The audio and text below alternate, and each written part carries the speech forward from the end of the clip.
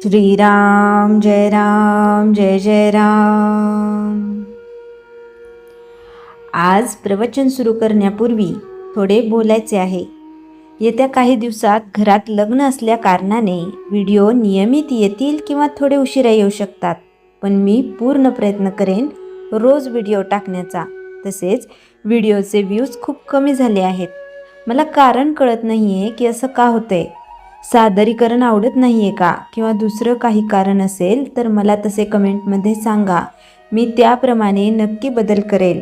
आणि अजून एक आनंदाची बातमीही द्यायची होती, ती म्हणजे आपले चैतन्यवाणी चॅनल मॉनिटाईज होऊन पहिले पेमेंट लवकरच जमा होईल आणि मी माझा श्री महाराजांबद्दलचा अनुभव लवकरच तुमच्यासोबत शेअर करणार आहे। आता हे तुम्हीच सांगा की व्हिडिओमध्ये शेअर करू की लाईव्हमध्ये येऊन शेअर करू। हे जे काही 2-3 प्रश्न आहेत ते व्हिडिओ सुरू करण्याआधी विचारले, कारण काही लोक व्हिडिओ पूर्ण पाहत नाहीत आणि काहींना पोस्ट पाहता येत नाहीत, म्हणून हा खटाटोप। चला तर मग आजच्या प्रवचनाला सुरुवात करूया। श्रीराम जय जय राम। देहबुद्धीच्या विस्मरणाकरिता नाम। आपल्याला ओळख करून घ्यायला नामस्मरण हाच उपाय आहे। परमेश्वराचा अंश प्राणी मात्राच्या ठिकाणी आहे खरा, पण हे जाणण्याची बुद्धी मात्र मनुष्य प्राण्याच्याच ठिकाणी आहे। पण त्याची अधोगती कशी होत जाते पहा। जीव मुळात परमेश्वर स्वरूपच असल्यामुळे प्रथम तो म्हणतो मी तो म्हणजे परमेश्वरच आहे। इथपासून घसरत तो म्हणतो मी त्याचा आहे आणि अखेर त्याचा माझा काही संबंध नाही, इथपर्यंत तो खाली येतो। याला कारण देहबुद्धीचा पगडा वाढत वाढत शेवटी देह म्हणजेच मी अशी आपली पक्की भावना होते। पण असे असले तरी मनुष्य अजाणता का होईना पण खरे आहे ते ओळखल्यासारखेच बोलतो। जसे एखाद्या इसमाचा स्नेही वारला तर लगेच तो इसम काय म्हणतो, आमचे स्नेही गेले। याचाच अर्थ समोर असलेल्या देहाला तो स्नेही समजत नसून त्यात असणाऱ्या चैतन्याला, ईश्वरी अंशाला तो खऱ्या अर्थाने आपला मित्र समजतो। म्हणजे अजाणता का होईना पण खरे तेच त्याच्या तोंडून बाहेर पडते। असे असले तरी स्वतःच्या बाबतीत मात्र तो ही जाणीव कायम राखीत नाही आणि आपण म्हणजे देहच असे समजून तो वागत असतो। याला कारण ज्याचा खरा मी आहे त्याचा विसर पडून देहबुद्धी बळकट होत गेली। आता याला उपाय हाच की ज्या मार्गाने मी खाली घसरत आलो त्याच मार्गाने उलट वर जाणे। तेव्हा पहिली गोष्ट म्हणजे आता मी जो देहरूप बनलो आहे तो मी त्याचा परमेश्वराचा आहे अशी जाणीव जागृत करणे। याच जाणीवेची परमावस्था म्हणजे मी तोच आहे ही भावना होणे। हे कसे साधावे तर ज्याच्या विस्मरणाने माझी ही अधोगती झाली त्याचे स्मरण करणे। स्मरणाला उत्तम साधन म्हणजे भगवंताचे नाव। म्हणजे नामस्मरणाचा ध्यास ठेवला की मी खरा कोण हे कळेल आणि स्वतःची ओळख होईल। खरा परमार्थ हा असा अगदी सोपा आहे, पण तो योग्य मार्गाने केला पाहिजे।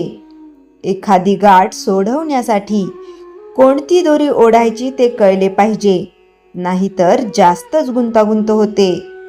तसेच परमार्थाचे आहे, मी कोण आहे हे जाणले पाहिजे, म्हणजे परमात्मा कोण हे आपोआप कळते। दोघांचे स्वरूप एकच आहे, म्हणजे दोघे एकच आहेत। परमात्मा निर्गुण आहे, तो जाणायला आपल्यालाही नको का निर्गुण देहातीत व्हायला।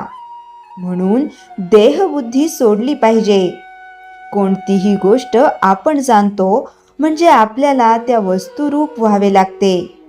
त्याखेरीज जाणणेच होत नाही. म्हणून परमात्म्याला जाणण्यासाठी आपल्याला नको का परमात्मरूप व्हायला. यालाच साधू होऊन साधूस ओळखावे. शिवो भूत्वा शिवम यजेत असे म्हणतात. श्रीराम जय राम जय जय राम. चैतन्यवाणी. नामस्मरणाची चांगली धुंदी आल्या वाचून मी पण जात नाही. श्रीराम जय राम जय जय राम. श्रीराम समर्थ. दासबोध समास 3 दशक 14. विषय विचारशुद्धी आणि आचरणातील स्थैर्य. आपण अनेकदा म्हणतो मी चांगला, विचार करतो पण वागताना चुकतो. समर्थ रामदास स्वामी सांगतात केवळ विचार शुद्ध असून चालत नाही, तो आचरणात उतरला पाहिजे. समास 3 दशक 14 मध्ये समर्थ विचार आणि कृती यांचा सुंदर समन्वय शिकवतात. जे विचारात आहे तेच जीवनात असावं. 1. विचारांची दिशा. मनात जसे विचार तसे शब्द, तशी कृती, तसं आयुष्य. समर्थ सांगतात वाईट विचारांना सुरुवातीलाच थांबवा, कारण बीज लहान असतं, झाड मोठं होतं. 2. दुहेरी जीवन टाळा. एक बोलायचं, दुसरं करायचं, हे दुहेरी जीवन आहे. समर्थ स्पष्ट करतात आत वेगळं बाहेर वेगळं हा अधःपाताचा मार्ग आहे. 3. स्थिर बुद्धीचे लक्षण. स्थिर बुद्धी म्हणजे सुखदुःखात समत्व, स्तुतीनिंदेत समता, लाभ हानी धैर्य. समर्थ म्हणतात जो आतून हलत नाही तोच खरा बलवान. 4. आचरण हेच खरी साधना. फक्त जप, पूजा, व्रत पुरेसे नाही. दैनंदिन जीवनात प्रामाणिकपणा, संयम, करुणा यालाच समर्थ साधना म्हणतात. मंदिराबाहेरही देव असतो. 5. आजच्या काळातील संदेश. आजचा माणूस ज्ञानाने श्रीमंत पण आचरणाने गरीब. समर्थ सांगतात एक चांगला विचार रोज कृतीत आणा, हळूहळू जीवन बदलेल. उपसंहार. समास 3 दशक 14 गाभा. विचार शुद्ध ठेवा, कृती सरळ ठेवा, बुद्धी स्थिर ठेवा. समर्थांचा अंतिम संदेश. स्वतःला सुधारलं तर जग आपोआप सुधारेल. श्रीराम समर्थ. श्रीराम जय राम जय जय राम. जयाच्या जनी जन्मनामार्थ झाला, जयाने सदा वासनामात केला. जयाच्या मुखी सर्वदा नाम कीर्ती, नमस्कार तया ब्रह्मचैतन्य मूर्ती.